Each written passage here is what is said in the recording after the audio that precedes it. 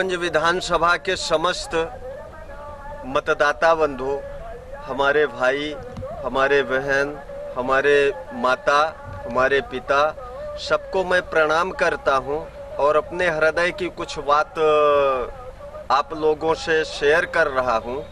यह जो जमीन देख रहे हैं, यह जमीन वन विभाग के अंतर्गत है और यहाँ से लेकर के बहेरा डाबर तक समझ जाइए फ्री है। इसमें ऐसी कोई खनिज संपदा नहीं है और न इस जमीन का कोई उपयोग है।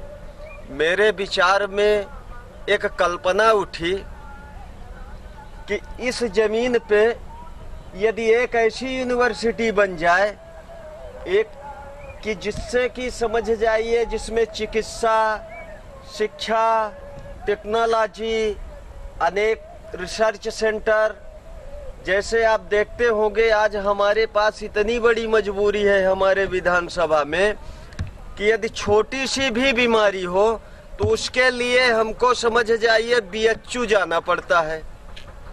100 रुपए के दवा के लिए 500 रुपए हमको समझ जाइए किराया इन्वेस्ट करना पड़ता है। उसके साथ साथ हमारी समय नष्ट होती है। हमारे देश को आज समझ जाइए 70 वर्ष आजाद हुए हो गया, आज तक किसी ने भी यह विचार नहीं किया कि चिकित्सा के क्षेत्र में, टेक्नोलॉजी के क्षेत्र में हम कैसे विकास करें। मेरे मन में कल्पना आई कि यदि यहाँ पे गंज विधानसभा के समस्त मतदाता, जिनको मैं सहर्ष हृदय से प्रणाम करता हूँ, वंदन करता हूँ, अभिनंदन करता हूँ, आप लोगों से मेरी एक गुजारिश है कि मैं मऊगंज विधानसभा का चुनाव लड़ना चाहता हूँ। क्यों लड़ना चाहता हूँ उसकी मैं 3-4 मेरे दिल के अंदर बातें हैं जिसको मैं आपसे शेयर करना चाहता हूँ। आज मैं पिपराही के उस क्षेत्र में बैठा हूँ। आप देखिए यह जो जमीनें पड़ी हुई हैं, यदि इनका सदुपयोग किया जाए तो तक्षशिला, नालंदा और बीएचयू जैसे यूनिवर्सिटी का निर्माण करवाया जा सकता है। जब पंडित मदन मोहन मालवीय बीएचयू निर्माण के लिए कल्पना कर रहे थे, वो भी हमारे जैसे गरीब आदमी थे और जब उन्होंने यूनिवर्सिटी निर्माण के लिए इस तरीके से कटोरा पकड़ करके और लोगों के सामने गए तो पंडित जी को कोई सबसे पहले भीख 1 पैसा प्रदान हुई। जिस बीएचयू को आप देख रहे हैं कि जिसमें 35,000 लड़के रेसिडेंशियल में रह के पढ़ रहे हैं, उसका पहला चंदा पंडित जी को 1 पैसे मिला। साथियों, मेरे मन में एक कल्पना आई। मेरी हैसियत विधानसभा चुनाव लड़ने की नहीं थी। मेरे मन में एक कल्पना आई और हमने जब इस परिक्षेत्र को देखा, चूंकि हमारे जीवन के जो आदर्श हैं पंडित मदन मोहन मालवीय जी हैं, हमने संकल्प ले लिया है कि मैं जितने देश में हमारे देश के प्रधानमंत्री सम्माननीय नरेंद्र मोदी जी जितने देश का भ्रमण किए हैं, उतने देश के लिए मैं इस परिक्षेत्र में तक्षशिला और नालंदा, बीएचयू जैसे यूनिवर्सिटी बनवाने के लिए मैं लोगों से मिलूंगा और लोगों से याचना करूंगा कि हमारे यहाँ भीषण समस्या है चिकित्सा के लिए। आज आप देखिए एक रीवा से चल के और बनारस के लिए बस जाती है 12 बजे रात्रि में, वो बस नहीं है, वो हम लोगों की एम्बुलेंस है। समझ जाइए उसमें पैर रखने के लिए जगह नहीं होती है। रात्रि में आप रुकवा करके देख सकते हैं। साथियों, आज आप देख रहे हैं कि रोड में कितने गौ माताओं का एक्सीडेंट हो करके समझ जाइए मृत्यु हो रही है। आप देखिए 10, 12, 15 गौ माता हनुमाना से लेकर के और समझ जाइए रीवा तक में डेली समझ जाइए यह पोजीशन है। आप लोगों से मैं गुजारिश करता हूं कि यदि आप लोगों ने अवसर दिया तो मैं इतने बड़े गौ आश्रम का निर्माण करूंगा जो विश्व का पहला गौ आश्रम होगा, जो विश्व का पहला गौ आश्रम होगा। उस गौ आश्रम का मैं निर्माण करूंगा, वो भी ज्यादा दिन में नहीं, वो भी समझ जाइए 1 महीने के अंदर मैं समस्त गौ माता को व्यवस्थित कर दूंगा। ये मैं आपसे वचन देता हूं। हमें अवसर प्रदान किया तो समझ जाइए गंगा को मैं सोन से जोड़ूंगा। आज आप देखिए हमारा देश, हमारी टेक्नोलॉजी इतना आगे जा चुकी है कि समझ जाइए कच्चा तेल पाइपलाइन के द्वारा कुवैत से यदि आ सकता है तो 130 किलोमीटर माँ गंगा क्यों नहीं आ सकती सोन से मिलने के लिए। ये मैं आपसे वचनबद्ध कर रहा हूँ। इसके लिए चाहे हमको समझ जाइए कितने देशों की यात्रा करनी पड़ेगी, कितनी भी भीख मांगनी पड़ेगी, कितनी भी याचना करनी पड़ेगी, पर एक भी क्षण ऐसा नहीं होगा समझ जाइए यदि देश का प्रधानमंत्री 18 घंटे कार्य करता है तो आपके मऊगंज का प्रतिनिधित्व करते हुए मैं 22 घंटे वर्क करूंगा, सिर्फ 2 घंटे रेस्ट लूंगा। मैं आपको यह वचन देता हूं कि जब तक मैं कब तक चलूंगा, जब तक मैं लक्ष्य को प्राप्त नहीं कर लूंगा तब तक मैं आप लोगों के लिए निरंतर मैं चलता रहूंगा।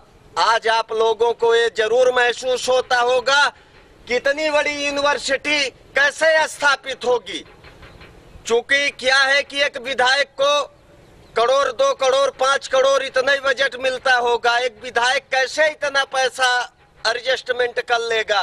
पर आप लोग बिल्कुल टेंशन मत करिएगा। मैं मदन मोहन मालवीय की तर्ज में America, Europe, Australia, Japan, Germany, कोई भी ऐसा राष्ट्र नहीं होगा जिस राष्ट्र में मैं जा करके और अपने यहाँ की आपकी जो समस्याएं हैं सब समस्याओं को अवगत कराऊंगा और एक सार्वजनिक जन कल्याण परमार्थनिष्ठ करके मैं एक ट्रस्ट बना करके और पूरे विश्व से मैं याचना करूंगा कि हमारे यहाँ की इस समस्या पे आप सहयोग करें। इस टाइम पर हमारे मऊगंज विधानसभा की इतना ही बुरा पोजीशन है कि ना तो यहाँ चिकित्सा है, ना तो यहाँ शिक्षा है। आज आप देखिए कि जो बड़े लोग हैं वो तो समझ जाइए अपने बच्चे को रीवा टार दिए।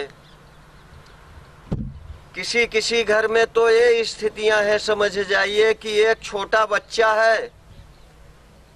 और तो मैं मऊगंज विधानसभा क्षेत्र के पिपराही गांव में मैं बैठा हूँ।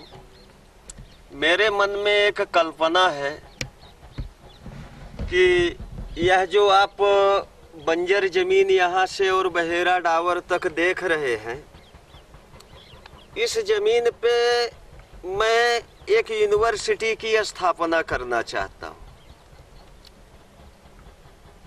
जब मैं सोचता हूँ कि यूनिवर्सिटी की स्थापना कैसे हो पाएगी, समझ जाइए हमारा मध्य प्रदेश जो है तो खुद समझ जाइए हमारे सम्माननीय मुख्यमंत्री शिवराज सिंह जी चौहान इतना खुद ही कर्ज ले लिए हैं कि जिसका कोई हद नहीं। तो मैंने पंडित मदन मोहन मालवीय जी को याद किया कि मालवीय जी के पास जिस तर्ज पे मालवीय जी ने BHU का निर्माण किया है उस तरीके से मैं भी निर्माण कर सकता हूँ। इसके लिए मेरे मन में कल्पना चलती रही। अब चूंकि परिस्थितियां ये है कि समझ जाइए हमारे देश के जो प्रधानमंत्री हैं तो इनको खुद ही अमेरिका वीजा नहीं दिया है, आप लोगों को मालूम है। पर हमारे भारत की जनता ने जब अपना वीजा दे दिया तो अमेरिका ने भी समझ जाइए अपना वीजा दे दिया। तो आप लोगों से विनम्र निवेदन है मेरा कि यदि आप लोग हमको यहाँ से चुन करके भेजेंगे तो जितने दिन विधानसभा चलेगी उतने दिन आपके हर समस्याओं का प्रश्न समझ जाइए, एक एक समस्याओं का प्रश्न मैं उठाऊंगा विधानसभा में।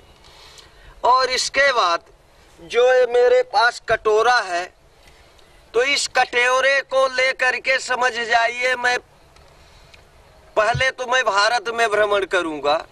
सबसे पहले मैं बालाजी के पास जाऊंगा, चूंकि आप लोगों को ये पता होगी कि बालाजी के पास बहुत बड़ी संपत्ति है। और यदि बालाजी भगवान है तो भगवान की संपत्ति तो समझ जाइए उसी की होती है जहां समझ जाइए जिसके ऊपर संकट होता है। और हमारे लोगों के ऊपर इतना बड़ा संकट है, इतना बड़ा संकट है कि जिसका कोई हद नहीं। आज आप सोचिए कि 1 बजे रात जब हम लोग बीमार पड़ जाते हैं तो हम लोगों की क्या हसर होती है। आज सोचो देश चंद्रलोक पे चला गया, सूर्य पे जाने वाले हैं, मंगल ग्रह पे समझ जाइए हमारे प्रधानमंत्री जी चैलेंज ही दे दिए हैं बस्तियां बनाने के लिए। और धरती पे हम लोगों को समझ जाइए स्वास्थ्य की कोई व्यवस्था नहीं है, शिक्षा की कोई व्यवस्था नहीं है। जो हम लोगों को शिक्षा दी जा रही है इससे समझ जाइए कुछ भी नहीं होने वाला है, कुछ भी। यदि आप ये सोचे कि इस शिक्षा से समझ जाइए हम प्यून पद के लिए भी अप्लाई कर लेंगे, भाई आज आप देखिए कि हाई कोर्ट में अभी पोस्ट निकला था चपरासी के लिए, तो वहां इंजीनियरिंग किए, एमएससी किए लड़के, समझ जाइए वहां पे अप्लाई किए। आज देश का ये पोजीशन है, समझ जाइए कि देश एक तरफ समझ जाइए इतना विकास हो रहा है कि हम मंगल पे पहुंच गए हैं। और धरती पे हमें समझ जाइए मैं देख रहा हूं कि लोगों के तन में कपड़े नहीं है, लोगों के समझ जाइए रोटी नहीं है, लोगों के पास मकान नहीं है। यह स्थितियों को देखते हुए हमने संकल्प ले लिया है कि पंडित मदन मोहन मालवीय की तरह से जब तक मैं मऊगंज विधानसभा की पिपराही में, चूंकि हमको अनेक समस्याओं का सामना करना पड़ रहा है साथियों, उसकी वजह क्या है कि यह जो लैंड है तो ये जंगल विभाग के अंतर्गत है और इसमें जंगल कितना है आप देख लीजिए। तो मैं ये सोच रहा हूं कि जंगल विभाग सब लोगों से याचना करके कि भैया हमारे यहाँ इस समस्या के लिए आप इस जमीन को समझ जाइए आप ट्रस्ट में दे दीजिए। और उस ट्रस्ट के लिए मैं पूरे विश्व में भीख मांगना चाहता हूं। बालाजी से चालू करूंगा, ना तो मैं अडानी को छोड़ूंगा, ना तो मैं अंबानी को छोड़ूंगा। भारत के हर उद्योगपतियों के घर में जाऊंगा और जाकर के सबसे याचना करूंगा। हमको भिखारी बनाने के लिए आपके मत की जरूरत है। आप ये बताइए, इतना लंबा सफर करना है, इतने देशों में जाना है, इस वजह से आपके वोट की जरूरत है कि यदि आप लोग हमको विधायक बना देंगे तो समझ जाइए हमारा किराया माफ होगा। और हमारा कोई शौक नहीं है विधायक बनने के लिए मेरे दोस्तों, कोई शौक नहीं है। आपको ये लगता होगा जो विधायक निधि से हमको वेतन मिलेगा, मैं मऊगंज विधानसभा के जो 10वीं और 12वीं के छात्र और छात्राएं हैं उनको मैं मंडल की फीस के लिए मैं अनुदान दे दूंगा। हमको 1 रुपए समझ जाइए फीस नहीं लेना है। मैं चिमटी से भी पैसे को हाथ नहीं लगाऊंगा, मैं आपसे वचनबद्ध देता हूं। सिर्फ यही कटोरा लेकर के मैं पूरे विश्व में जाना चाहता हूं और समझ जाइए तक्षशिला और नालंदा जैसी यूनिवर्सिटी का मैं मऊगंज विधानसभा में निर्माण करवाना चाहता हूं। यदि आप लोग हमारे